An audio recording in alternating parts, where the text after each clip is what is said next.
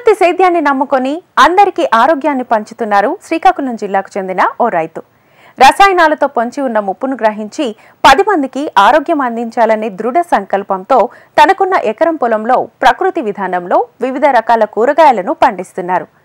పొలాన్ని ఓ పాఠశాలగా మార్చి తోటి రైతులకు ప్రకృతి వ్యవసాయంపై శిక్షణను సైతం అందిస్తున్నారు. తక్కువ పెట్టుబడితో అధిక ఆదాయాన్ని ఆర్జిస్తూ అందరికీ ఆదర్శంగా నిలుస్తున్నారు. రసాయనాల సేద్యంలో ఎదుర్కొన్న అనేక సమస్యలను ఈ ప్రకృతి విధానం ద్వారా పరిష్కరిస్తూ సేద్యంలో సత్ఫలితాలను సాధిస్తున్నారు. శ్రీకాకుళం జిల్లా ఎచ్చర్ల మండలానికి చెందిన రైతు లక్ష్మణరావు గతంలో రసాయనాల సేద్యం చేసేవారు. సంప్రదాయ పంటలను అవగాహన లోపంతో విచ్చలవిడిగా రసాయన ఎరువులు వినియోగించి పండించేవారు. అయితే ఈ సేద్యంలో ఖర్చులు పెరుగుతున్నాయే గాని గిట్టుబాటు కాకపోవడంతో రసాయనాలకు ప్రత్యామ్నాయంగా ప్రకృతి విధానాలను అనుసరించడం మొదలుపెట్టారు. తనకున్న ఎకరం విస్తీర్ణంలో బెండ ప్రధాన పంటగా అంతర పంటలుగా కాకర, కొత్తిమీర, టమాటా పంటలు పండిస్తూ ప్రస్తుతం సేద్యంలో రాణిస్తున్నారు. ప్రకృతి వ్యవసాయానికి అవసరమైన ప్రకృతి ఎరువులను తానే తయారు చేసుకోవటం నేర్చుకున్నారు లక్ష్మణరావు. ఘన జీవామృతం, పంచగవ్య, నీమాస్త్రం, దశపర్ణి కషాయం, బీజామృతాలను వీరే తయారు చేసుకుంటూ పంటల సాగులో సమయానుకూలంగా వినియోగిస్తున్నారు.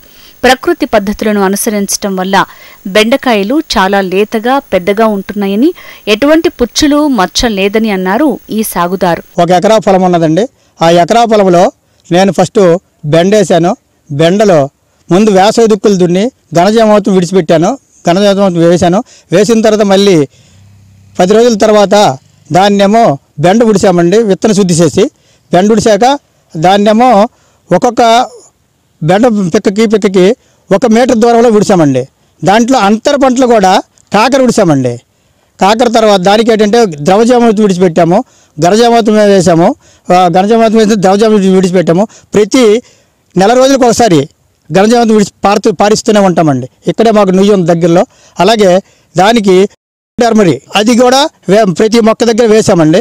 ఆ వేసిన వల్ల మంచి పోషకాలు దానికి అంది బాగా మొక్క వెతుకుదల వచ్చిందండి.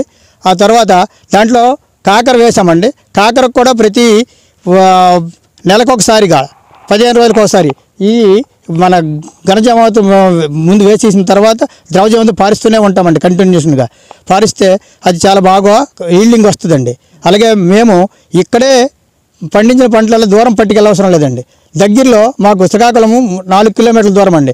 మేము మార్కెట్లో తీసుకెళ్ళామంటే ప్రకృతి వ్యవసాయం తాలూ చేసిన కూరగాయలంటే ఇమీడియట్లీ మా దగ్గర కొంటారండి. బెండకాయ చాలా పెద్ద పొడుగు వస్తుందండి.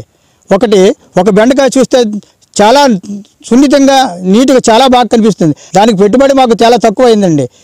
ఎక్కువ దిగుబడి వస్తూ ఎక్కువ రేటుకి వెళ్తుందండి. ఈరోజు మార్కెట్లో 50 రూపాయలు ఉంది కిలో. మాకు దానికి పెట్టుబడి అయితే మాకు ఎట్లేదండి. మా చుట్టుపక్కల ఉన్నటువంటి ఈ ఆకులు అలములతోనే మేము తయారు చేసి మేము కషాయాలు తయారు చేసుకొని మా సొంత ఇండివిజువల్గా కషాయాలు చేసుకొని ఇక్కడ కొట్టుకుంటామండి వాటికి. అదేవిధంగా కాకర, కొత్తిమీర, టమాటా, బంతిపూల సాగుతో అదనపు ఆదాయం వస్తోందని హర్షం వ్యక్తం చేశారు. ప్రకృతి వ్యవసాయంతో పండించిన కూరగాయలను స్థానికంగా ఉన్న మార్కెట్కు తరలించి విక్రయిస్తున్నారు. ఎప్పటికప్పుడు పంటను కోస్తూ రోజువారీగా కూరగాయలను అందిస్తూ లాభాలను ఆర్జిస్తున్నారు. సాధారణ కూరగాయల కంటే ధర కాస్త ఎక్కువగా ఉన్న ప్రకృతి విధానంలో పండిన పంట కావడంతో మార్కెట్లో గిరాకీ బాగుందని తెలిపారు. ఒకే పంటపైన ఆధారపడకుండా విభిన్న పంటలను సాగు చేయడంతో ఆదాయం బాగుందని రైతు హర్షం వ్యక్తం చేస్తున్నారు. టమాటా వేసినప్పుడు విత్తనాలు ఒక పొలం కట్టి దానిలో విత్తనాలు చల్లేసి ఒక 15 రోజుల తర్వాత మొక్క వచ్చేస్తుంది. ఆ మొక్కను తీసుకొచ్చి ఒక్కొక్క మొక్క ఒక అరడుగు దూరంలో వేసి మేము ఘనజామృతం వేసి దాన్ని ఉడిచేవాళ్ళమండి. అది ఎలాగ ఉడిచాము, ముందు బీజామృతం దానిలో ముంచి దాని ప్రతి మొక్కని మొదలు ముంచి నీట్గా దానిలో పాతియాలమండి. తర్వాత ట్రైకోడర్మా వేసామండి. ట్రైకోడర్మా వేస్తే అది మొక్క కూడా చాలా ఎదుగుదల వచ్చి దానికి ఎటువంటి పురుగు కానీ తెగుళ్ళు కానీ రాకుండా బాగా తయారయ్యి మంచి కాపు ఒక మొక్కకి 120 కాయలు వస్తాయండి. దానికి చాలా బాగుంటుందండి. అలాగే ప్రతి ఒక్క రైతు కూడా ఇలాగే ప్రకృతి వ్యవసాయం చేసేలాగుంటే అంతర పంటలు వేసుకొని అందులో మేము కొత్తిమీర కూడా జల్లామండి. కొత్తిమీర చాలా బాగా ఉందండి.